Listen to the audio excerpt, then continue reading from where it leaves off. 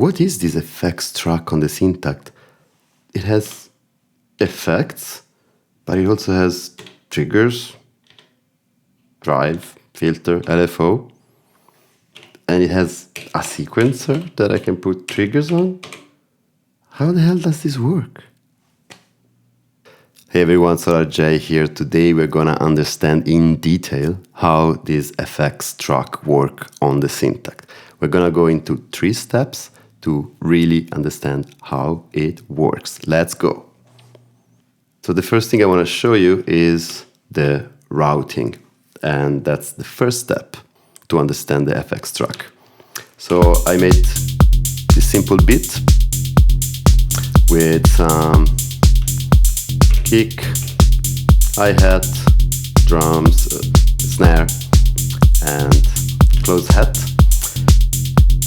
And the first thing to understand, I think, is that if you route tracks, right, into the effects block, you can then apply each of the effects, including also LFO, amp envelope, and filter, to those tracks in a, let's say, static way.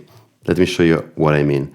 Now I routed the hi-hat, the snare, and the closed hat into the effects block, and basically all the parameters of each of these effects are set to 0. There's no envelope on the filter, no depth on the amp envelope, no depth on the LFO, no drive.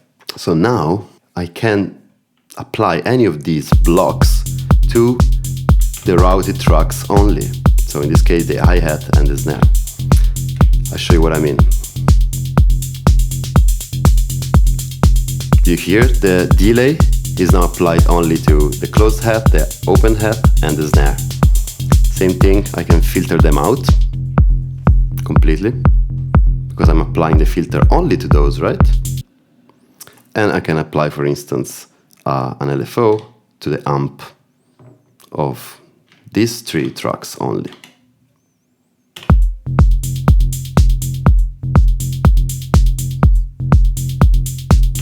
Alright, so the first step is to understand that once you route any track into the effects block, you can apply any of the blocks, let's not call it effect because that's confusing, to those tracks statically.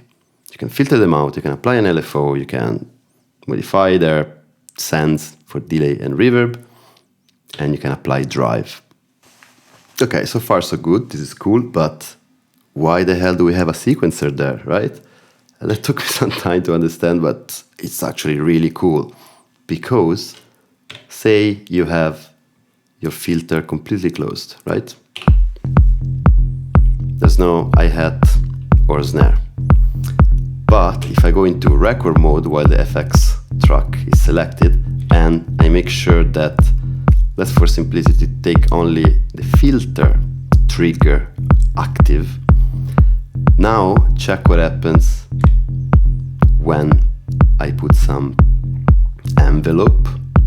This envelope responds now to the triggers in the effects track. So whenever the sequencer in the effects tracks encounter a trigger, it's gonna push this frequency that is now completely closed up so that we can hear. Check this out.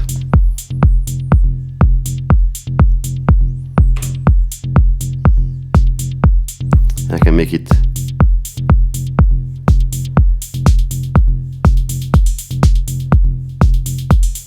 I can shape it as I want using this envelope. But I think when you have this, it's quite clear, right, what is happening. And you can even put some resonance, like in any filter. You can also make it reset all the time, introduce some delay. So triggers in the effects track trigger envelopes in each of the effects block. So let's reset the filter one and let's go to the amp. Now the depth of the amp envelope is set to 0, so we don't hear anything, but the moment we put it to some value, and this is one of the most shown examples on YouTube, but I think it's one of the most trivial and useless, to be honest. So if I adjust the envelope in a way that it works with the BPM of the track, and I put some depth, then we're gonna hear ducking on the 4 beats, like so. Right? If I remove it, it's just plain. Same if I remove this. I can put it wherever I want.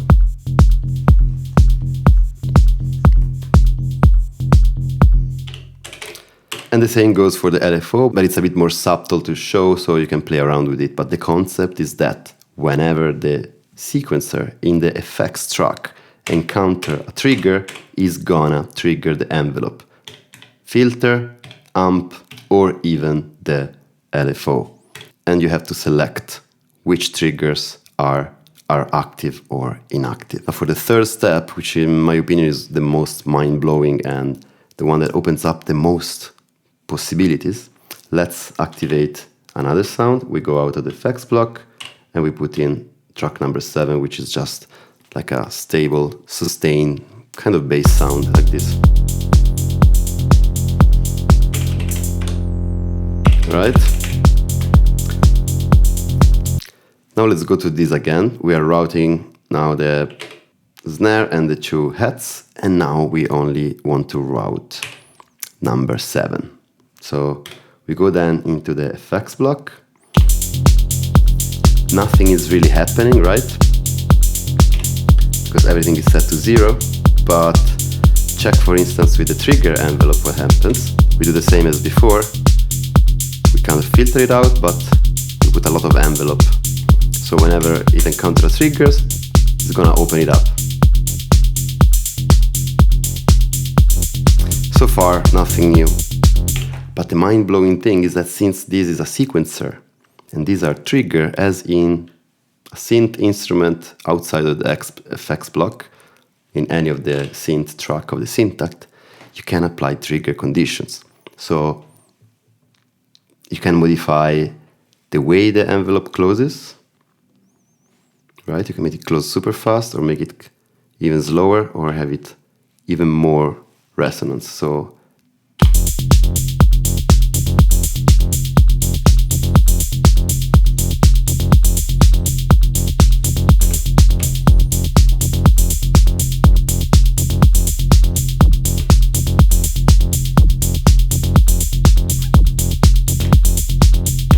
the crazy thing is that this, of course, adds up to the other filter envelope that is here. So you can do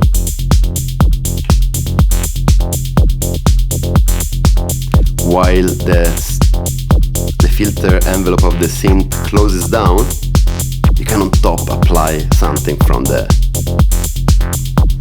FX track. And that you can do also for, you know, delay or reverb. This 2, we can make it with delay.